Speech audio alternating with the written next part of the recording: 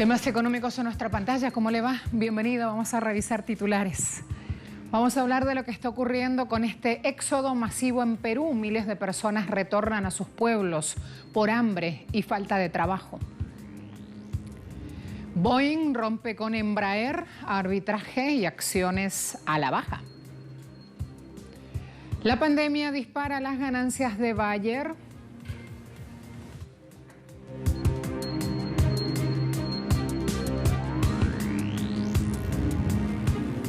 Miren la situación que les mostraremos a continuación. Tanto habla Vizcarra de los migrantes venezolanos y esto es lo que está viviendo Perú. Trabajadores migrantes que habían encontrado en la capital federal posibilidades de empezar a laborar, ahora tienen que hacer un largo viaje a pie a sus regiones de origen, expulsados por el hambre, por el desempleo y por el coronavirus. Lima ha sido el principal destino de los migrantes internos de Perú que dejaron sus regiones para ir a trabajar en la capital y así hacerse con un futuro mejor. Sin embargo, desde que se declaró la emergencia nacional por COVID-19, miles de familias han iniciado un viaje de retorno a sus lugares de origen, desplazados por el hambre y el miedo. Según cifras oficiales, son casi 200.000 los que buscan regresar a sus regiones. Cientos se organizan en grupos de WhatsApp e inician una travesía a pie y algunos tramos con suerte en autos que los ayudan o camiones que les pueden llegar a cobrar más de 200 soles por persona. Están caminando desde las 4 de la mañana, están de hambre, no han desayunado, no tienen para almorzar. El 20 de abril, el presidente de Perú, Martín Vizcarra, pidió a los gobiernos regionales que transfirieran a los varados a sus lugares de origen. El municipio de Lima ha establecido un campamento para acomodar y alimentar a aquellos que todavía están atrapados en la capital, pero que ya no pueden cubrir los costos de comida y alquiler. No podemos trabajar y del cuarto alquilados nos están botando. ¿Y de dónde nosotros vamos a solventar nuestros gastos, señores? Hay que destacar que el número de familias que buscan regresar se ha incrementado durante las últimas semanas y la mayoría de ellas se les han agotado los ahorros que tenían. A otros los han desalojado de las habitaciones que alquilaban y muchos más son los que temen quedarse sin alimentos los próximos días. Pese a que el gobierno ha confirmado que son 167.856 personas que solicitan el retorno a sus lugares de origen, hasta ahora apenas se han habilitado servicios para 5.000 migrantes priorizados por su condición de vulnerabilidad, niños, adultos mayores, embarazadas y enfermos. Por eso, muchos son los que inician su travesía por sí solos. Las acciones del fabricante brasileño de aviones Embraer se hundían más de 11% el lunes en la bolsa de Sao Paulo tras el anuncio el sábado de la ruptura de un proceso de fusión con la empresa Boeing. Hacia las 11:13 hora local, las acciones del tercer fabricante mundial de aviones caían 11,84%, luego de haberse despeñado más del 15%, en tanto que el índice Bovespa de los principales valores ganaba 3,41%. Esto también hoy genera noticia. El pasado 25 de abril, el gigante estadounidense Boeing anunció que renunciaba a adquirir el negocio civil de la brasileña Embraer, que en respuesta acusó al gigante de Seattle de romper indebidamente el acuerdo y hacer falsas alegaciones para no cumplir con el pago pactado en 2018 de $4.200 millones. Tanto Boeing como Embraer enfrentan cada uno por su lado las turbulencias que ha provocado la pandemia por COVID-19. Desde inicios de año, las acciones de Embraer perdieron un 65%. Al mismo tiempo, el gigante de Seattle, Boeing, enfrenta los problemas con su 737 MAX prototipo que se vio inmerso en accidentes aéreos y que causaron centenares de muertes, y la consiguiente inmovilización de ese modelo de aeronave. Boeing y Embraer apostaban a esa alianza para hacer frente a la concluida entre el europeo Airbus y el canadiense Bombardier, que compite con Embraer en el segmento de aparatos de 120 a 150 pasajeros. Pese a los contratiempos, el presidente de Brasil mantiene firmes sus intentos de vender este activo del Estado. Jair Bolsonaro indicó que Embraer, una empresa privatizada en 1994, pero en la cual el Estado brasileño conserva una golden share, acción de oro que le permite intervenir en cuestiones estratégicas, podría buscar otros socios. El mandatario brasileño, que busca reforzar su acercamiento económico y diplomático con Estados Unidos, dijo que podría iniciar una nueva negociación con otra empresa.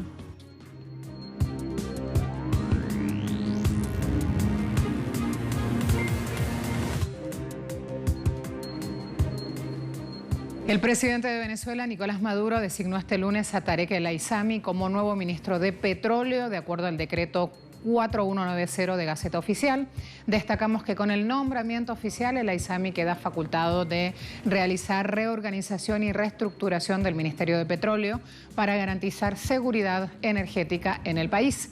De igual forma, el decreto nombró como nuevo presidente del estatal Petróleos de Venezuela, PDVSA, a Asdrúbal Chávez. Finalmente, la Gaceta Oficial Extraordinaria 6531 señala que los nuevos funcionarios en calidad de encargados ejercerán las competencias inherentes a sus respectivos cargos de conformidad con el ordenamiento jurídico vigente. Vamos a ver cotizaciones. Brent operando a $22.06 el barril, tendencia a la baja. WTI opera a 10.15, siempre en dólares, siempre el barril. Cesta petrolera OPEP, jornada del 27 de abril, estaba a la baja. 13.30 es lo que cotizaba, y allí entonces tienen un panorama de cómo se van moviendo esos marcadores en el mercado petrolero.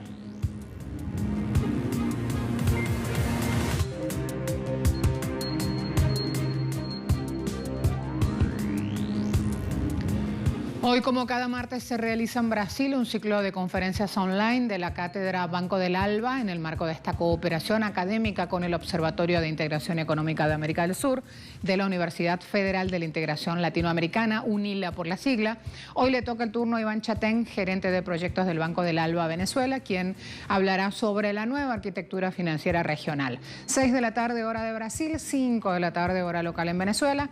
Para acceder, allí tienen también cómo linkear y participar de este encuentro. Siempre recomendamos bibliografía, material, y en este caso sumamos acciones de capacitación. Cuanto más conocimiento tengamos, mejor empoderados estaremos como ciudadanos del mundo para tomar decisiones. A la vuelta, China, reducción de la pobreza, así se plantean los objetivos. Ya le cuento más al retorno de la pausa.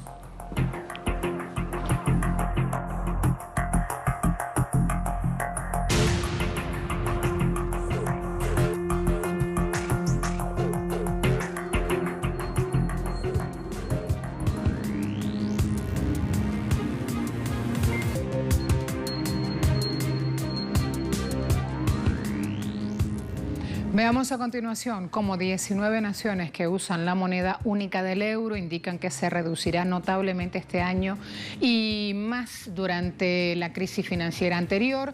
Esto lo afirma el principal funcionario de Economía de la Unión Europea, Paolo Gentiloni. Él dice que, o les mencionó a los legisladores de la Unión Europea el lunes, que una recesión profunda es inevitable en Europa este año por el impacto justamente del COVID-19. Y subrayó, la contracción muy aguda será peor que la de la crisis financiera mundial, con la zona del euro disminuyendo en números similares a los pronosticados por el FMI. Hablamos de alrededor de 7,5%. La Comisión Europea publicará su pronóstico económico de primavera el 7 de mayo próximo, y Gentiloni ya anticipó: en todas partes la crisis aumentará el desempleo y las divisiones sociales y económicas entre aquellos que tienen trabajos seguros y buenas condiciones de vivienda y aquellos que están menos protegidos.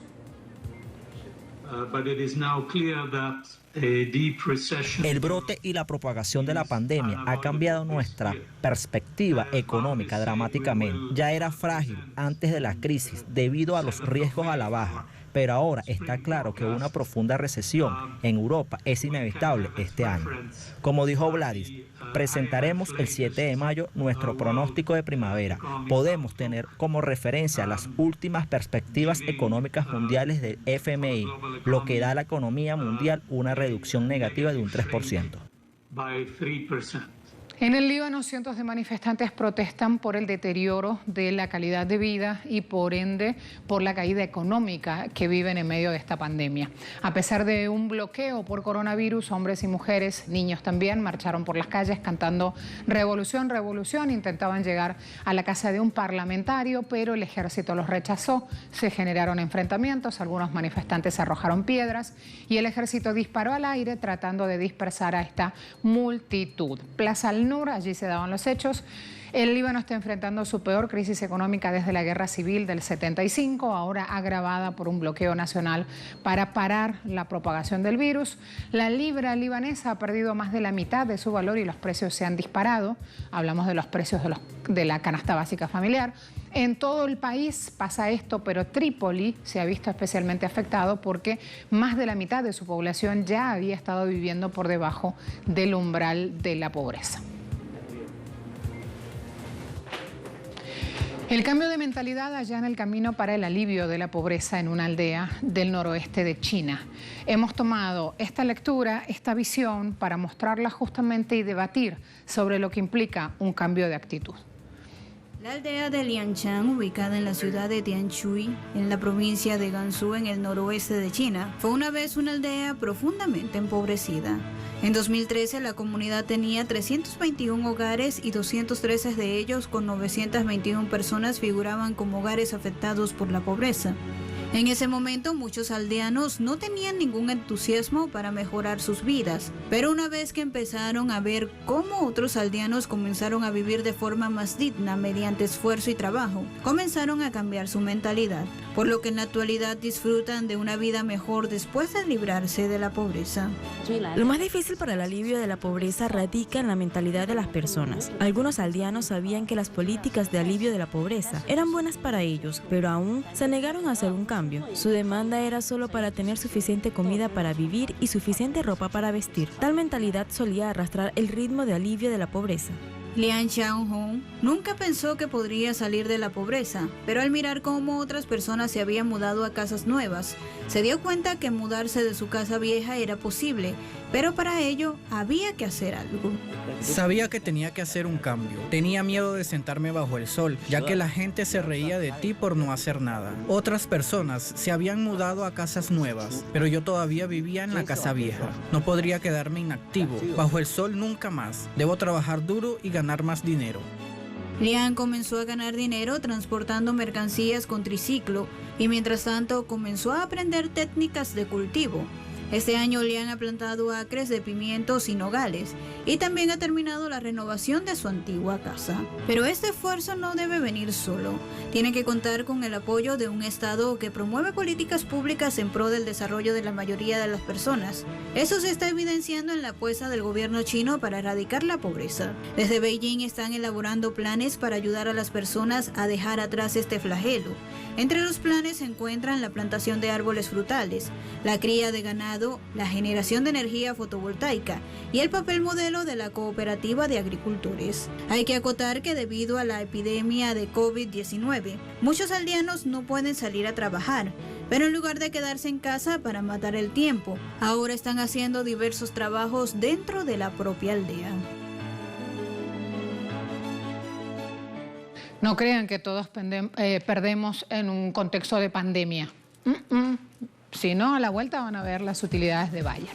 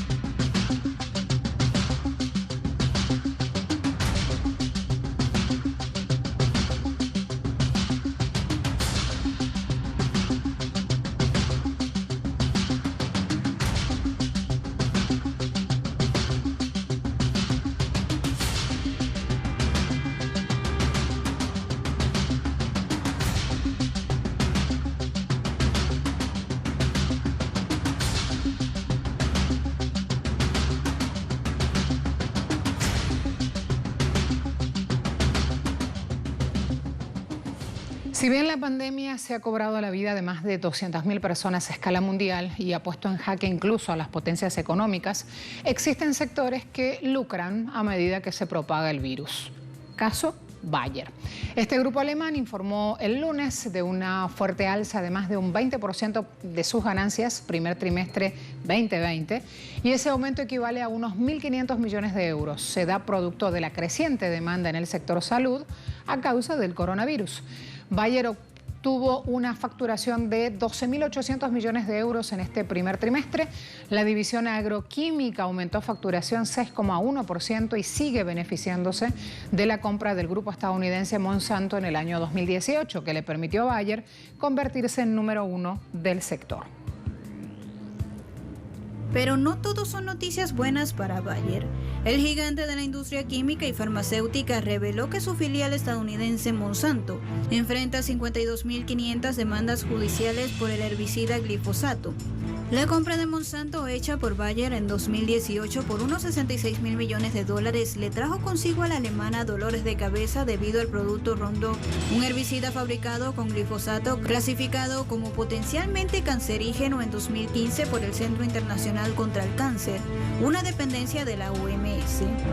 Bayer perdió sus 3 primeros juicios en Estados Unidos y fue condenada a multas muy altas, que luego fueron reducidas en un segundo examen del juez.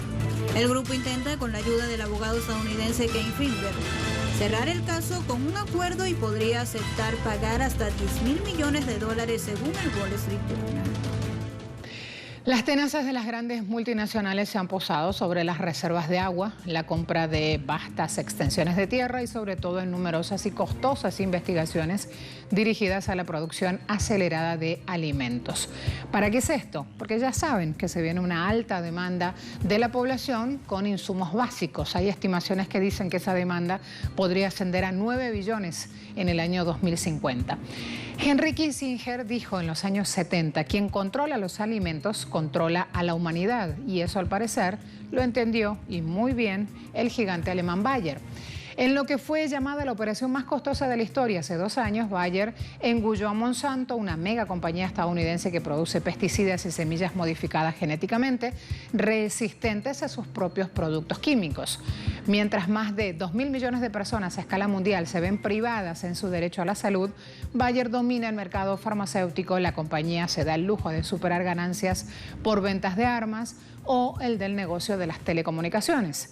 Monsanto, por su parte, controla 41% de la producción de semillas y el 90% de las semillas transgénicas, al tiempo que produce glifosato. Esta situación nos lleva a repensar, o debería promover la reflexión sobre en manos de quién está nuestra salud y nuestra seguridad alimentaria. En el segundo semestre de 2018, el grupo alemán Bayer compró a la multinacional estadounidense Monsanto en 66.000 millones de dólares. Con la transacción, Bayer pasó a convertirse así en el monopolio de productos agrícolas más grande del mundo, o mejor dicho, convertirse en el único dueño de la producción alimentaria, criminalizando las formas alternativas como modelos poco rentables, atentando así contra la soberanía alimentaria y el derecho de los pueblos de definir su política agraria. El fin último de la fusión más grande en la historia actual pasa por la monopolización de un negocio gigantesco, donde los agricultores compren todo lo que necesitan a una única multinacional. Entre los productos principales de este matrimonio se cuentan organismos modificados genéticamente, semillas y pesticidas, a los que se suman fertilizantes, equipamiento digital y maquinaria agrícola. La promesa de Bayer a los productores: obtener mejores resultados si se compra todo de una sola fuente. Lo que oculta la alemana estadounidense, que los agricultores se ven encadenados a una única multinacional, que si un día le da por subir los precios los dejará sin alternativas. Bayer, al controlar tanto la industria de los alimentos como la farmacéutica, hace un negocio redondo. Un mundo que se alimenta de productos tóxicos y que luego recibe los fármacos para paliar los padecimientos que genera una alimentación como esta. En definitiva, Bayer paga y se da el vuelto. Volvemos al principio. ¿En manos de quién está nuestra salud y nuestra seguridad alimentaria? Cuando vayamos a responder esa pregunta, importante es hacer un repaso por la historia. Investigaciones revelan, por un lado, que Bayer cuenta con antecedentes en la producción de productos utilizados en las cámaras de gas de los campos de concentración nazis durante la Segunda Guerra Mundial. Por su parte, Monsanto fue la empresa que aportó al gobierno estadounidense el llamado agente naranja, del cual se usaron 76 millones de litros en la guerra contra Vietnam, que dejó unos 500.000 niños afectados. Gracias a todos. Será hasta la próxima.